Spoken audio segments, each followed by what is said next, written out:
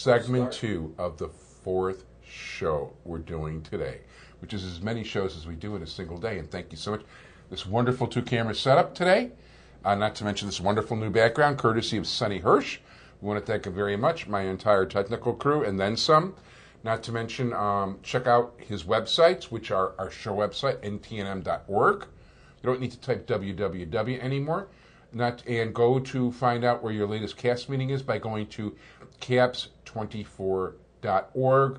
That's if you're in West Rogers Park or Rogers Park. And I always say, here's the guy most reprehensible for the show, because he's the one whose idea it was to start it in the first place.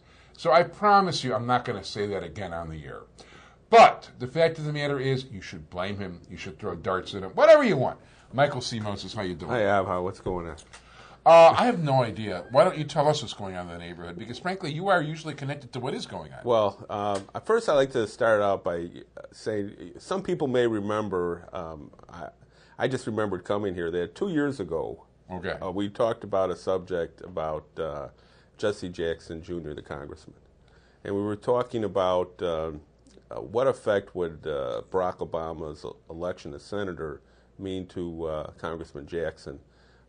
Being that I don't remember. So why don't you refresh? Well, I didn't really remember that much, but it just came back to me. I don't know why I was thinking. I was thinking about the new city council, and I was thinking about the influence. Yeah, don't like Sandy Jackson on the council. Well, I don't know like Sandy Jackson. I'm sure she'll be fine. I just remember we talked about that there was always a feeling, at least I had, and which means probably nobody else had, but that the congressman would be the leader of the African American independent movement in the city of Chicago, the challengers to the establishment. And now here comes the young, fresh face, Barack Obama, who everyone likes, everybody voted for. And would Senator Obama be the leader? And what would that mean for the Congressman Jesse Jackson? And we brought that up 2 years ago, and now we see what happened. It's kind of funny that now that the senator is now running for president, he has a good chance of being president.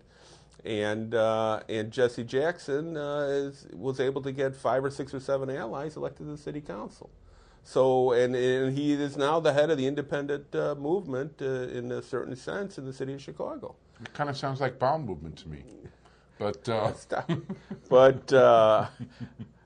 no comment. But now, by the way, are you saying that Barack Obama helped in with Jesse Jackson? No, I'm not saying that at all. I'm just saying that when we talk about elections, frankly, if Barack Obama was helping Jesse Jackson, that'd be 20 reasons not to vote for him. Well, no, I'm just saying that every election, we just finished the elections for alderman and mayor, and Thank God. You just exactly, but you never know from one election to the next. I mean, one time it looks like someone is not succeeding or can't succeed, but 2 years later things work out. 2.5 years later things work out. So it's just a final script, I guess.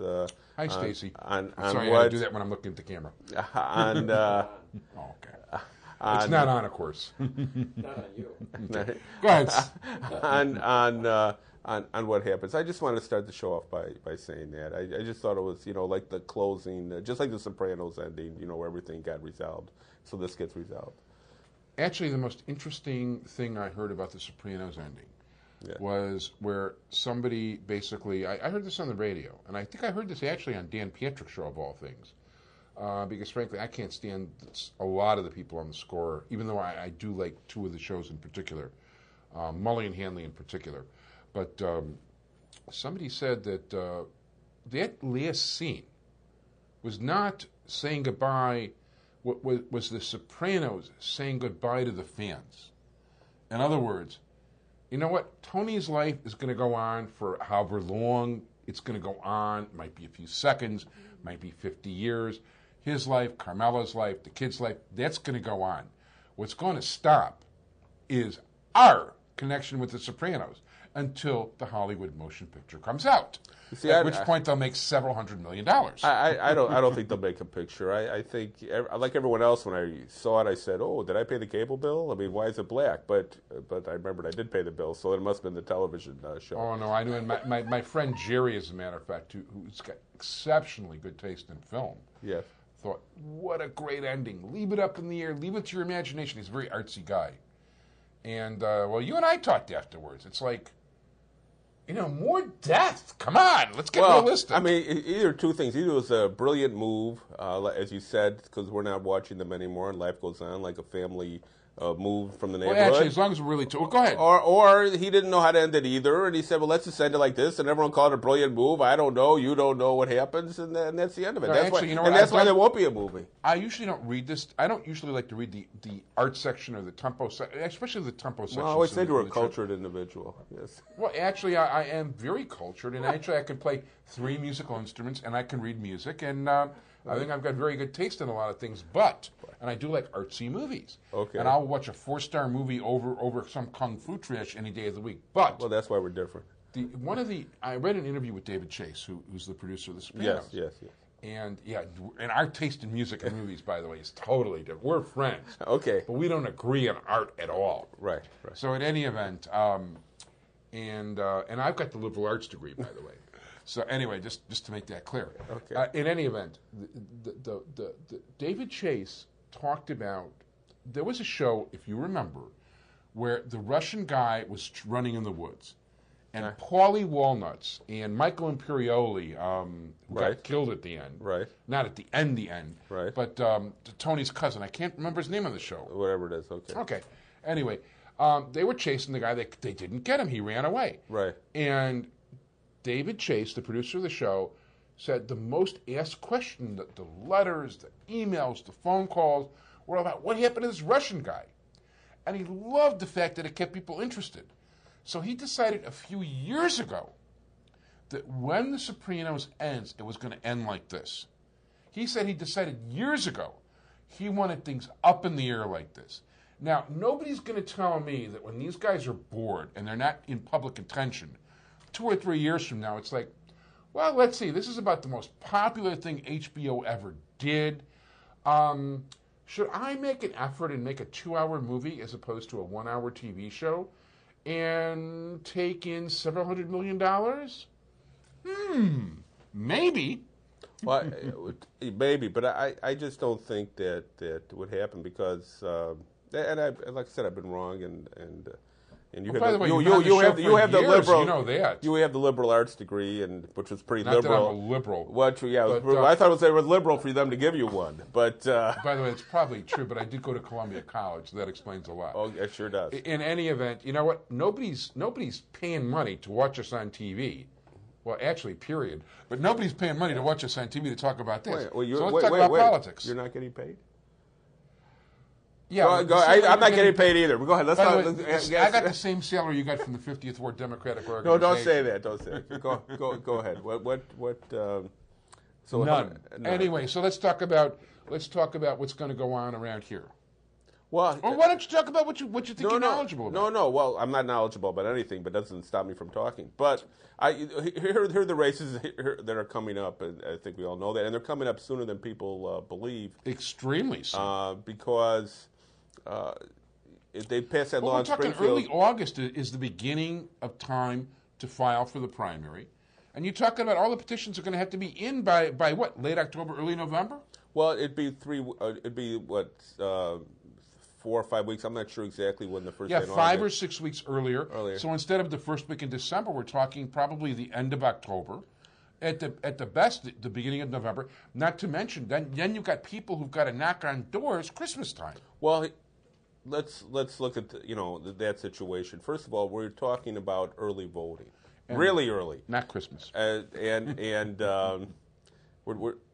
talking about early voting, which means that they have to, they being the city and the county board of elections, get ready for early voting, to send out absentee ballots, other types of voting, which we didn't have a couple years ago until the early voting law started. So, and I don't care when people, when the board or the legislature, when the candidates want to start the campaign, I still believe it's true, like everybody else. It's no secret that from the couple days before Thanksgiving to a couple days after the first year, no one's going to pay attention to the campaign.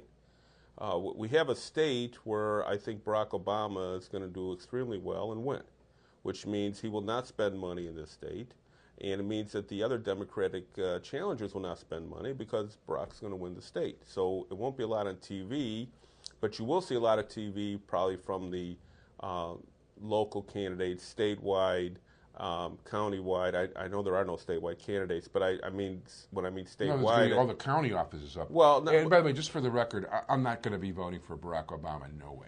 Well, I'm just me. Fine. Okay, that's all. Okay, but that I don't think that'll affect the. I don't think they'll spend a lot of money. Yeah, that'll affect at least the vote. Just well, no, but I mean, turnout. But still, you have to be very careful. So what you're going to see is a lot of television.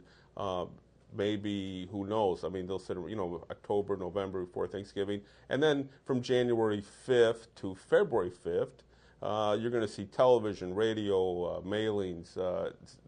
Which will be worse is that people, as many people know, that's not really good weather around here, who don't go out. Who don't go out, so they won't be able to escape it. So those of you watching us in California, the weather in Chicago in December and January and early February, right. Good. So for that month, you won't be able to leave the house, and you'll be getting mailings and phone calls and letters and radio and television. And I think what the aldermanic election showed, and even more than the mayor's election showed, people spending $400,000, $500,000, $300,000, $600,000 to win for alderman. So if there are countywide races, and if there are committeeman races, and if there are state reps and state senate races, you're going to see a lot of literature, and you're going to see a lot of knocking on doors. During that 1 month period. That 1 month period, which we never had before. So how that will affect everyone, or how they'll affect the vote, and when I mean affect the vote, I mean how to make people decide who to vote for. And then we're going to thin out 10 or 12 presidential candidates and then have 9 months to find out whether they're all garbage. Well, it could be, but the point is you will have a very, very high turnout because the primary, even though other states may have primaries before February 5th, most of the major states are going to do it February 5th. And so then people will actually be able to vote for president believing that their choice matters and who gets nominated for their party's choice. I mean, 90-second warning. Okay, that you're leaving, or we're both leaving. So we'll talk about this if we have the opportunity, a couple of times more. But I think people right now are already thinking about the next election. The people who are in politics, the one half of 1%. The other people, I think they should have a nice summer and just try to forget the whole thing about campaigning till a couple of months from now. And by the way, we should probably forget about the election too, and that way people have a really nice time. Exactly. Now, if we can only get rid of everybody in Springfield, not to mention the president of the county board, I think things will be wonderful. And obviously, I put my phone too close to here if you can hear that music in the background, but that's okay. I thought that was your cultural ending of the show. Anybody knows I have no culture. Okay, come on, let's get real about this. Let's get real. So tell us, what can we look forward to in this neighborhood? A committeeman's race, a state senate race, and a state rep race, and who knows about the county-wide offices, which I think are recorder of deeds, clerk of the circuit court, and state's attorney. And, of course, our state's attorney, of course, is our neighbor, Richard Devine, who's done a great job. Who I very much would urge to run for re-election. Exactly. We really would like you again, please. Exactly. I think he's done a great job, and I think he's been state's attorney longer than anyone else in the history of Cook County. Well, at this point, I think so. But at this point, too, I want to thank everybody for joining us. Thank you, Mike Moses. Thanks, Sonny Hersh, my entire technical crew. Hope you guys enjoyed the two-camera look and all the other good stuff Sonny did. And see you, everybody. Mike Moses, if people want to contact you, 773-508-0100. Bye-bye. Bye.